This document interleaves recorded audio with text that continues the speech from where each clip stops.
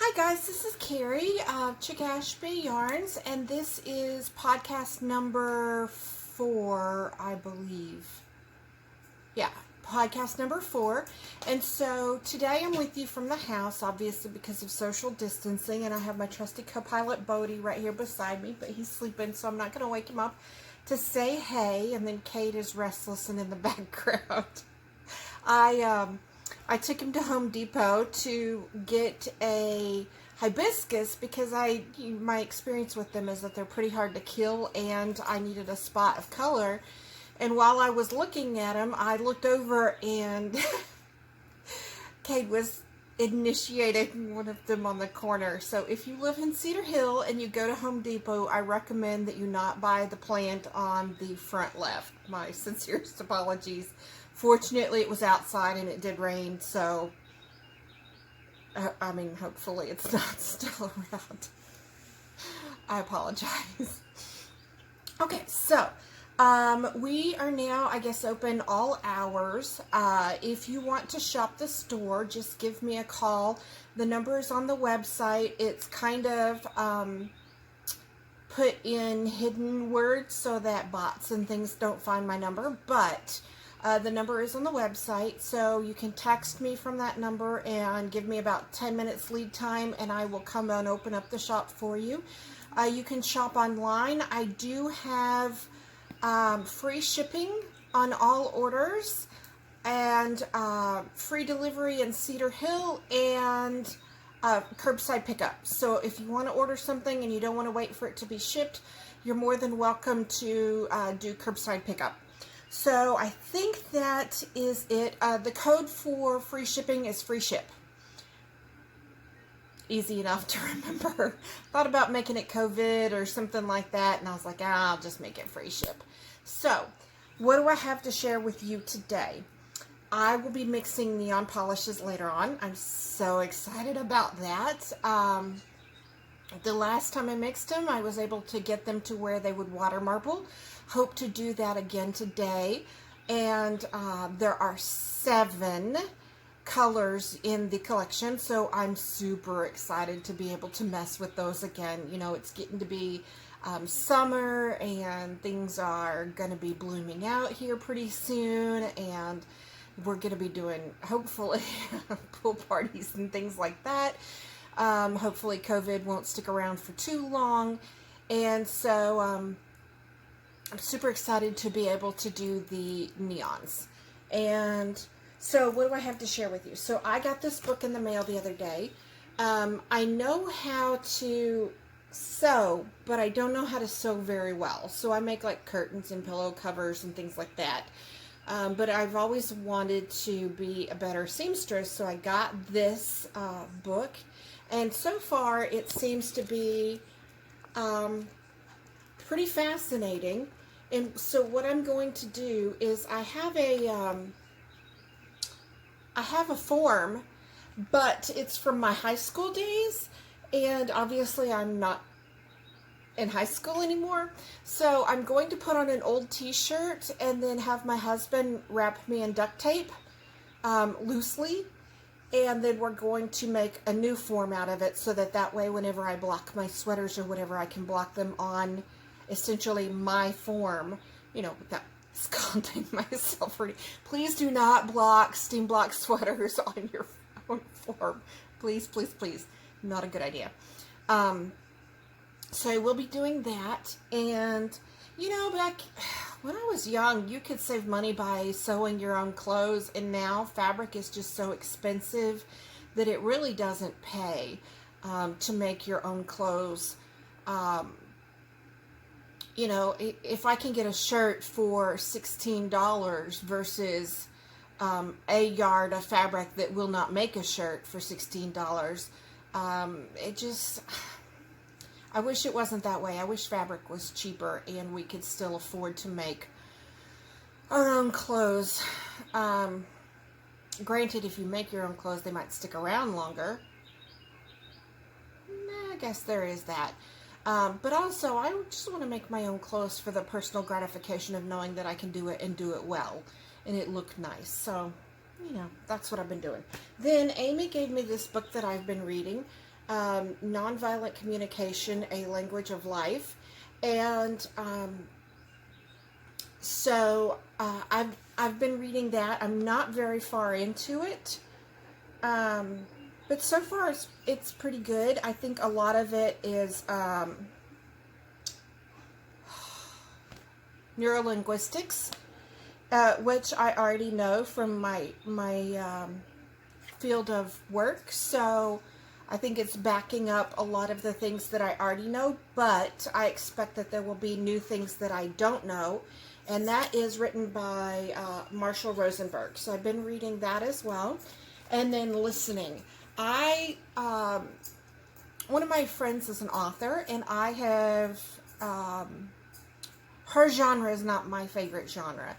But because I listen to books so much, I don't really stay in my genre. If something looks interesting, I listen to it.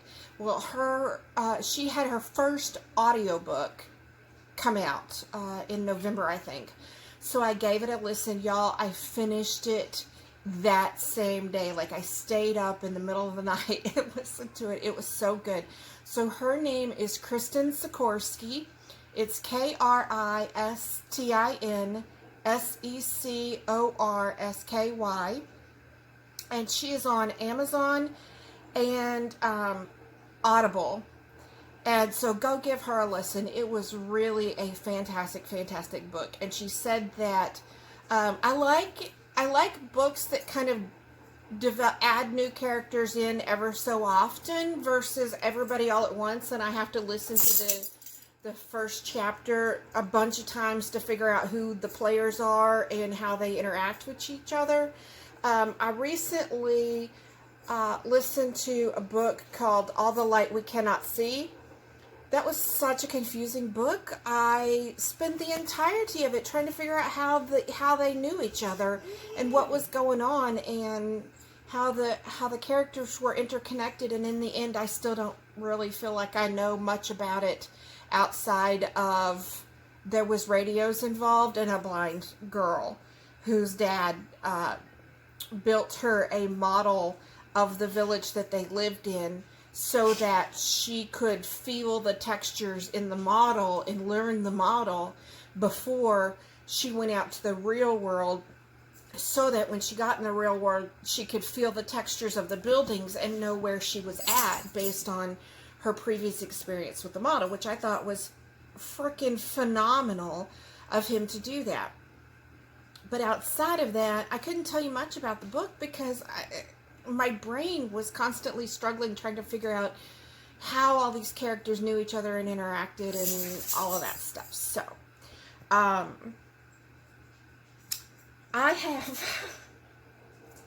don't know why, but I've been calling these tidbits, and that's not exactly what they are. They're knitted knockers. And I made these out of some MNC, and that accidentally felted. I was trying to get ready for a show, and I wasn't thinking. It was like 3 a.m., and I put them all in like the mesh bags that you get for laundry, and put them in the dryer, and they all felted. So I can't sell the yarn, but I am making knitted knockers for my aunt who has had a double mastectomy. And I think there was a bit of time, we'll put it that way, that went from the casting on of the pink ones to the casting on of the blue ones, because if you'll notice, the blue ones are just a smidge bigger. So she doesn't watch the podcast, it's fine, she doesn't know she's getting them. But I guess she'll be able to choose her size for the day. And these are just super scrumptious. They're very, very soft. I won't rub them against my face because that'd just be weird. But here you go. Some knitted knockers. And I will probably stuff these before I get them sent out in the mail to her, just because I don't think she's not a crafter, and I don't think she's going to have stuffing on hand. So I will probably stuff these before I get them sent. I also have a howl cat that I made. This was a fun pattern. It was, this part over here is DK, and this part is fingering. And so you just, the pattern tells you how to do that. And I don't remember now how I did it. It may have been 1 stitch to 2 stitches. I don't really know. But anyway, I just put I was worried about running out of green yarn. So I just put the stripes in there to make it look more normal. And this is for my brother-in-law who lives in Pennsylvania. And now that it's in the time of the year where he probably doesn't need it anymore, I'll go ahead and get that put in the mail. I swear, if the road to hell is paved in good intentions, I'll just see you there. Because, yeah. Anyway, so there's that. I did experiment with, I think it's called finger weaving or I think it's called finger weaving. So I did experiment on some scrap yarn with that. And you can see, I'll show you the beginning versus the end. I may have gotten tired. No. Now I don't know which is the beginning versus which is the end. I think,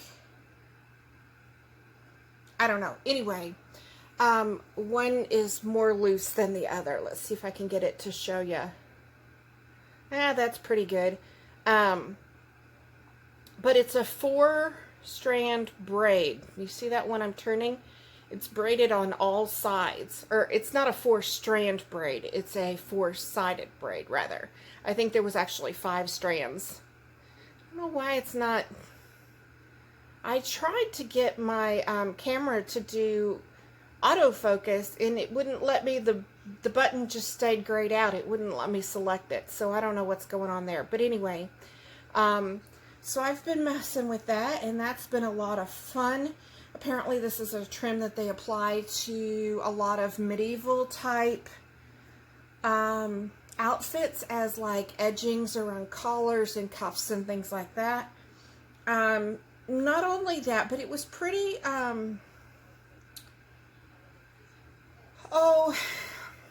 it's kind of like I-cording or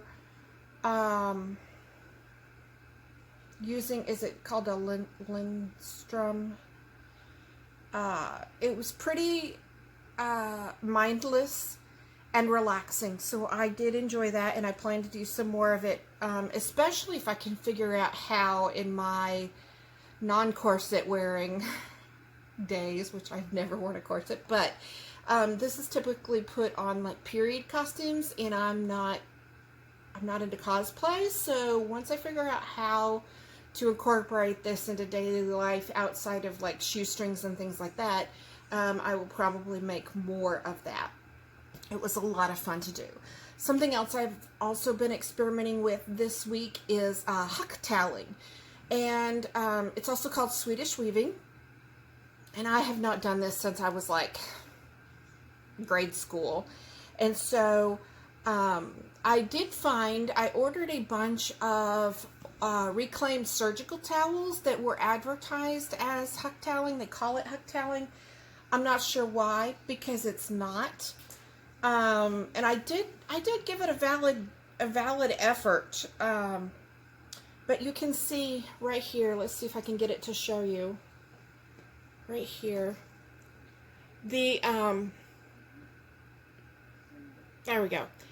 The lines in the rows are not even, the stitches are not even, the towel is not hemmed even. It was a nightmare. Like, especially right here, let's see, right here. You can see that this line is not even with this line, but it is the same row. And it's just so, it was a nightmare to do. I might,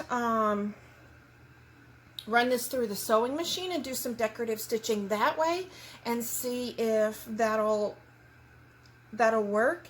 But for huck toweling, it is quite difficult to do on surgical towels. The reason I got into this was because my mom showed me this huck towel, and she says she did it when she was in college. I don't think that that's true. I think I did it when I was in Pathfinders. if she did it when she was in college, that would make it 50 years old. If I did it when I was Pathfinders, that would make it 35 years old. So either way, the towel has made it through a lot of time, and you can see how some of the strands are broken. Now, admittedly, I don't remember doing this bit right here where all of the strands kind of run through those 2 stitches. But again, 35 years ago, I may not remember that. So it is quite possible that she did do that in college. The reason that I got into huck toweling was because she said she would like to make some more towels like this. And admittedly, this is a very pretty towel. It's a pretty towel finish. 35 to 50 years old. It's very absorbent. I'm surprised it has made it that long. You will see the whole thing literally. It's made it relatively intact for a really long time. So I guess maybe what I said earlier about making your own clothes is not accurate, and I should bite the bullet and just spend the money on the fabric and go ahead and get that done. So I did actually order some for real huck toweling fabric off of a fabric store. And I think I'm going to turn on the light just quickly to see if this will show you what that looks like. See if it'll get it better in the camera. But I actually did this one wrong. I wasn't paying attention. Actual huck toweling, the stitches run opposite of each other. So you have an up and down, followed by sideways, followed by an up and down, followed by a sideways. So that way you can turn the fabric any way you want and still be able to run your design whichever way you want it. So I ordered, this fabric is 60 inches wide, and I think I ordered 36 inches of it because it was sold by the inch. It's weird. Because I figured that would give me 6 towels. Well, I didn't, thank goodness, cut up all 6 towels. I only did 3.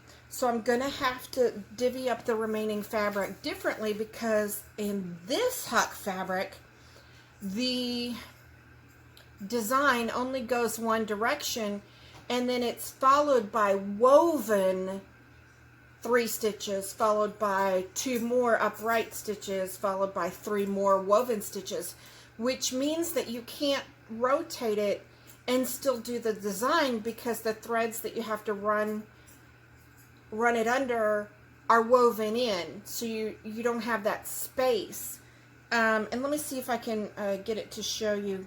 Now, because I did this, because I cut the fabric wrong, I actually had to do the design on the back side of the fabric. So this is actually the wrong side of the fabric. Let me see if I can get it to, there you go. So you see how straight those rows are and how they offset each other? It's kind of like a step. But it's only running north-south. On the other side of the fabric, I will show you.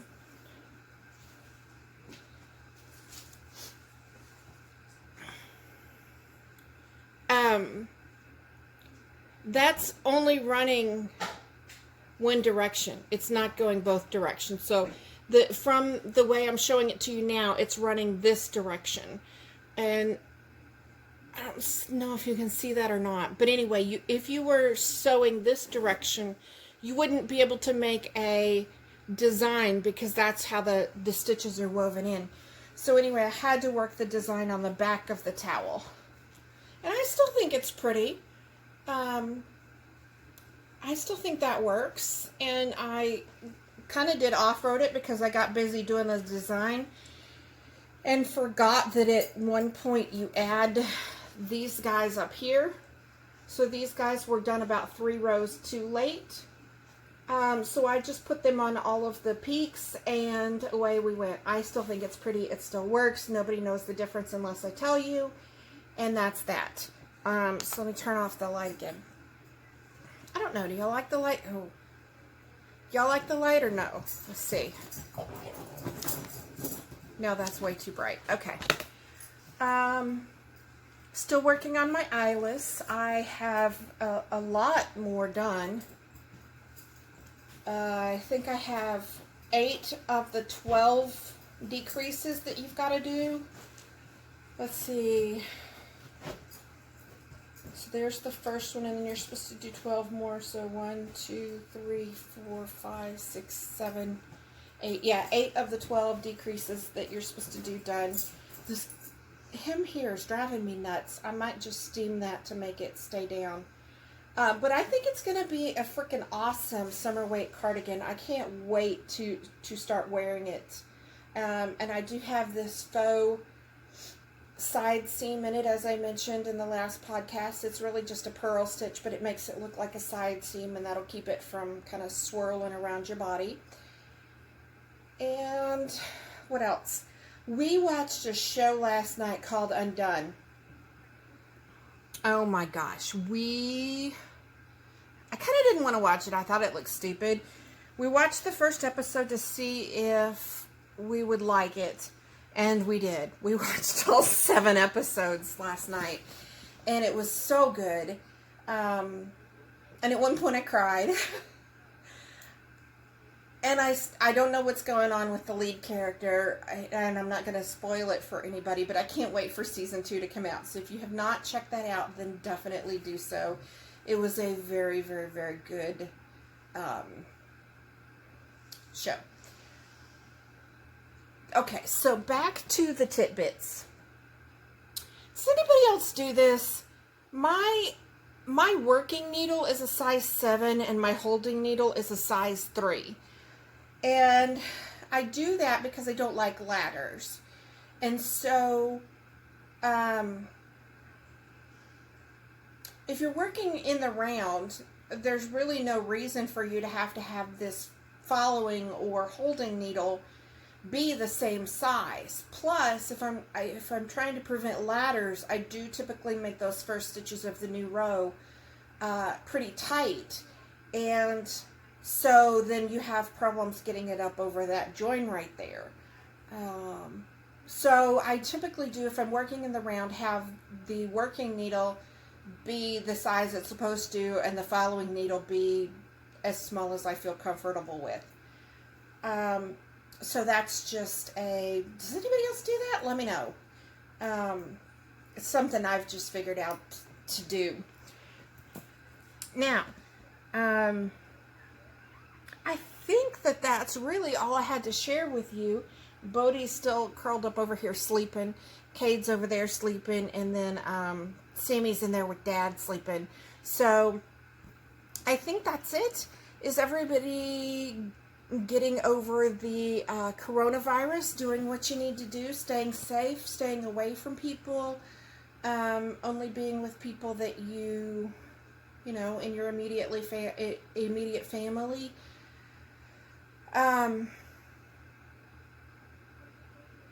Yeah, everybody's staying safe and doing what they're supposed to do. I mean, us knitters are kind of loving it. We're staying home and getting lots done as far as knitting. I will be doing a test knit for Amy for our Easter emergency knit kit. And I'm so excited about it. I don't know what she's going to choose to call it. I've been calling it Hope Springs Forth. Oh no, there's Sammy. Okay, sorry, Sammy. I lied about you. He's in the same room with me. He's just behind the ottoman and I couldn't see him. So I will be doing that later on today. If I finish it today and can block it today, I will post pictures on Instagram. I'm also going to be, as I mentioned earlier, mixing the nylons. No, I'm not going to be making pantyhose. I'm going to be mixing neon polish. I did put all the details for our Tuesday night knit night on the Chick Ashby page. They're on the podcast in the details below. And they're on the chickashby.net under all the info. There's a link at the top of the page that says all the info. You click on that and scroll down just a little bit, and it'll show you the details of how to get logged in on Zoom for our Tuesday night knit nights. And last Tuesday, we had such a blast. It was kind of like one would log in, and then we would chat and catch up for a while, and then like maybe an hour later we had somebody else log in, and then the first person had to shut down and go home, and then this person had to go do something else, and so they logged off, and then the original person came back on once they got home, and then we had somebody who got off work and came in, and so it was kind of like staggered out. But all in all, it was a really great conversation. It was a lot of fun. We learned a ton about spinning silk. Very informative there, so thanks, Denise. And so yeah, join us, and you can log on and just sit and listen, or you can speak. It's on Zoom, so everybody can be heard, versus Facebook Live, where it's just me sitting talking, because it's fine for a podcast, but for a knit night, you might have input that you want to do, or questions you want to ask, or things like that. So definitely join us on Zoom. The link is there. The information's there. You can join via phone. I almost said fax. You cannot join via fax. You can join via phone, laptop, or cell phone. You do not have to show your face. You can just be a black screen and communicate that way, though we like it a lot better if we can see your face, just so we know who we're talking to. I think one person joined last week that was just a black screen, and we enjoyed having her, but we couldn't see what she was working on, or anything like that. So, and that's fine. If you want to join just via black screen, that's okay too. You're still welcome. We can still hear you. You can still talk to us. We just can't see you. So definitely feel free to join in whichever method floats your boat. If you are on a laptop, you don't have to download anything. If you're on a landline, you don't have to download anything. If you are on a cell phone, I think you have to download the Zoom app. But once you download the Zoom app, then you can just click on the link and it'll take you to the meeting. You don't actually have to pay to use anything or pay for an account or anything like that. I don't even think you have to create an account. I think you just give it your name so that it knows what to display underneath your picture. So I think that's it for the knitting world. No animals to introduce to you today. The cat was here earlier. I was kind of hoping. He kind of walks up along this line back here, especially when he's chasing bugs between that lamp and that lamp. So I was hoping you were kind of going to get to see him, but everybody's sacked out taking their siesta. And so I'm going to go back to knitting, and I hope you guys are staying safe. Get you some gloves or empty bread bags or something like that when you pump gas, because they say that's like the biggest danger of everybody touches the gas pump and nobody washes their hands or sanitizes their hands, or then they crawl in their car and they're touching on their steering wheel and cell phone and all of that. So just, put a plastic bag or something over your hand while you're pumping your gas, and then throw the bag away before you get back in the car. And, use common sense. Don't hoard food. Save some for the next guy who's going to need some. And just, stay safe and don't breathe other people's air. Give other people space. Stay away 6 feet away from them, I think they said. And stay home and knit and craft and clean. It's a great time for spring cleaning. Throw open your windows. Let your house breathe too. Clean out the garage. Not that anybody wants to do that. I'd rather knit. But that's just me. Oh, there's Bodie. Hey, Bodie, come here. Come here. Can you say hey to the people? This is Mommy. I sleepy. I just woke up. I'm a little bit grumpy. I just woke up. He's my old guy. He's also my Chicken Little. And he loves to lick. He's the dog that Warning Dog Cannot Hold Its Liquor is known for. So let me see if I can... There we go. Okay, yeah. Okay, you done. Okay, yes. So this is Bodie. He's my old guy. We've had him since he was an itty bitty thing. We used to have a hoodie, a pink hoodie that we kept him in. And he looked like such a baby thug. He was the cutest thing ever. I'll see if I can find the picture and post it here. And then the reason, well, not the reason we adopted him, because we were looking at dogs, but I think the thing that sold us the most on him was his baby picture, the shelter picture that they showed, had him with a tear in his eye. And I was like, we are going today, right now, to get him. So we did. We've had him 6 or 7 years. I'm not sure. And you may have noticed, but he's got a little gray around the muzzle. So he's our old guy. He's also our Chicken Little. Anytime he doesn't like thunderstorms or fireworks or anything like that. My husband just told me we'd had him for 7 years.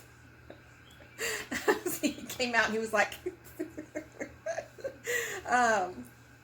so we've had him for 7 years, but he doesn't like fireworks or thunderstorms or anything like that. And the door to our bedroom creaks. And so the other day, Sammy was laying there, and Sammy's learning how to play with his environment. Sammy's the white dog you saw in the last video. So Sammy's learning how to play and interact with his environment. So Sammy flopped down and made the door creak. And he was like, oh, how did I do that? And so he was playing around trying to get it to do it again. And he did. And Bodie came and got in my lap. And he's like, Mom, we've got ghosts. He's just so scared of this creaking door. And I'm like, man, you are fierce. We ever get robbed, we're just SOL. Because you'll be cowering under the bed. But he is such a mama's boy.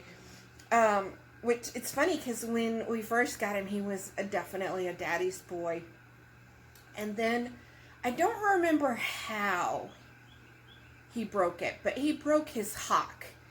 And he had to have some surgery, and I was the one who had to take him to the vet. And after that, ever since I picked him up from the vet, he's been attached to me like glue. He doesn't like for me to get out of his eyesight. He'll follow me from room to room, and he always wants to be on the couch with me, which is weird because we never let the dogs on the couch because it's leather. I mean, the back part of it isn't, but the seat cushion part of it is. And I think we started it whenever our first dog died and Bodie wasn't handling it well. He was kind of grieving and sad all the time. So I think that's when we started letting him on the couch with us. And he's just kind of... That's also when we started sleeping in the bed, letting the dogs in the bed. And boy, was that a bad decision. Because sleeping with one dog in the bed versus 4 dogs in the bed is definitely a change. But anyway. So yeah, Bodie's the only dog that's allowed on the couch. He's our baby. He's the one that always wants to be with us. The other two are kind of like, whatever. You go do you, I'll be here. Though Cade, he doesn't mind,